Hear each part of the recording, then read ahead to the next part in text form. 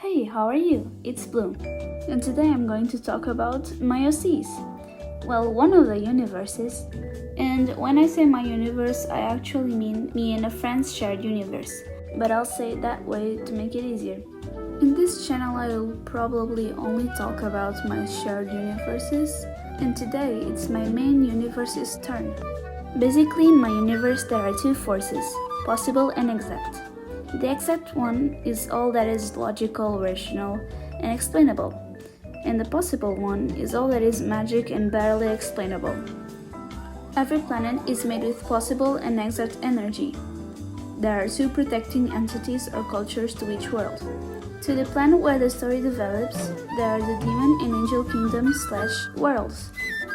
They are named that way because the entities take the form of something their planets know, which were demons and angels, in this case. Around the planet they protect, there are two moon-like, but smaller, objects, made of almost only possible energy, that the protectors inhabit. In the planet, there are two species of intelligent life, the hybrids and the humans. The hybrids are humans mixed with any animal, and the humans are, well, just human.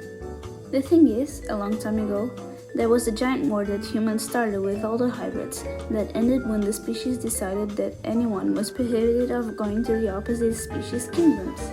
Now let's talk about my four main characters.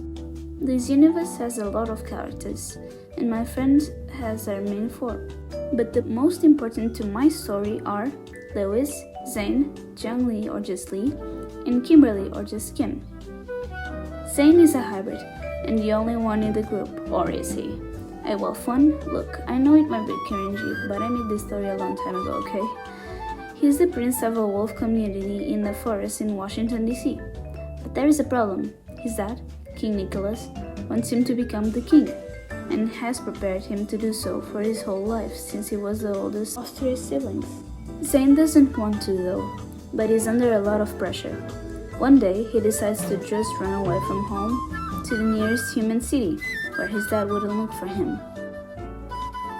And there is where he bumps into Lewis in the middle of the night. He tells him not to tell anyone or else, but later he realizes he doesn't have a place to stay and begs Lewis' mom to stay at their house. After a lot of thinking, she finally allows him to stay, just before she goes to California alone, to swim around for a bit, you know. Lewis, Lee, and Kim are friends and have been for a long time. They go to the same school. Lee is a Chinese girl who decided to become a rebel and forget her very strict mom after her parents divorced. Now Kim was an accident. She came from a drug addict mom who basically excluded her and was ashamed of her for having vitiligo. Don't worry, her mom is much better after taking a trip to the rehabilitation center, but still hasn't apologized. Did I mention that Lewis' father was a transphobic alcoholic dude? Which isn't very convenient for Lewis because he is trans. After convincing Zane to go to the same school as Lewis and the girls, they kinda start to bond, and decide to go to Lee's grandpa's sanctuary to ask for a blessing to hide Zane's hybridness. They go there and Silas, a Victorian-speaking archangel, shows up, giving Zane's necklace a blessing, so that when he wears it, he looks like a human. By the way, the characters I am drawing are Kimberly, with a dress, and Lee, which made the dress and will appear a bit later on. That is how the story is going at the time, but now I will talk a little about the secondary characters in the story. Nicholas Rice, the king of the Washington Wolves. That sounds like a basketball team. And the dad of three kids. Zane, Zane's sister, Zane's brother. Don't judge me, I don't got names for them yet. His wife Angela was murdered by a human. I'm talking about her, Morgan Woods. She is a murderer that random people hire to kill other people. I am still thinking about her backstory, but I have this idea of her watching her brother being killed or something and becoming obsessed with that. I don't know.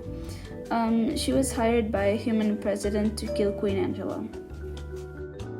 Now, this next guy was a character my friend needed for her lore, and we basically developed him together. Crazy Scientist. Yes, that's his name. We don't have a name for him either.